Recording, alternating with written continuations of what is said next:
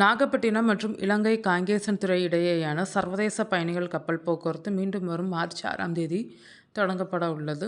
வடகிழக்கு பருவமழை மற்றும் கடல் சீற்றம் காரணமாக கடந்த 2025ஆம் ஆண்டு நவம்பர் மாதம் முதல் தற்காலிகமாக நிறுத்தப்பட்டிருந்த இந்த சேவை தற்போது மீண்டும் செயல்பாட்டிற்கு வருகிறது. இரு நாடுகளுக்கு இடையேயான கலாச்சார உறவுகளை மேம்படுத்தவும் சுற்றுலாவை ஊக்குவிக்கவும் தொடங்கப்பட்ட இந்த சேவை சுமார் 4 மாத இடைவெளிக்கு பிறகு மீண்டும் தொடங்குகிறது. சிவகங்கை பயணிகள் கப்பல் எனும் இந்த கப்பல் வாரத்தில் 6 நாட்கள் தவிர மற்ற அனைத்து நாட்களும் இயக்கப்படும்.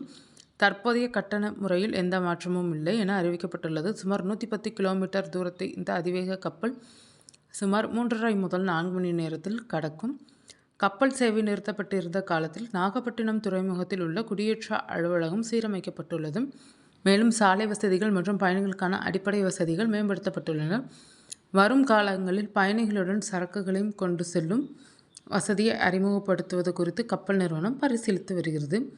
இந்த புதிய சீசனில் இயக்குவதற்காக அனைத்து சான்றிதழ்களையும் பெற்ற புதிய கப்பல் ஒன்று மார்ச் 2வது வாரத்தில் நாகப்பட்டினம் துறைமுகத்திற்கு வரும் என எதிர்பார்க்கப்படுகிறது. பயணிகள் தங்களது பயணச்சீட்டுகளை www.sailsubham.com என்ற இணையதளம் வாயிலாக முன்பதிவு செய்து கொள்ளலாம். ஒரு பயணிக்கு 10 கிலோ வரை இலவசமாக சுமைகளை எடுத்து செல்ல அனுமதி உண்டு. அதற்கு மேலான சுமைகளை கூடுதல் கட்டணம் வசூலிக்கப்படும். இந்த கப்பல் சேவை மீண்டும் தொடங்கப்படுவது யாழ்ப்பாணம் மற்றும் தமிழகத்தின் கடலோர பகுதி மக்களிடையே பெரும் வரவேற்பை பெற்றுள்ளது.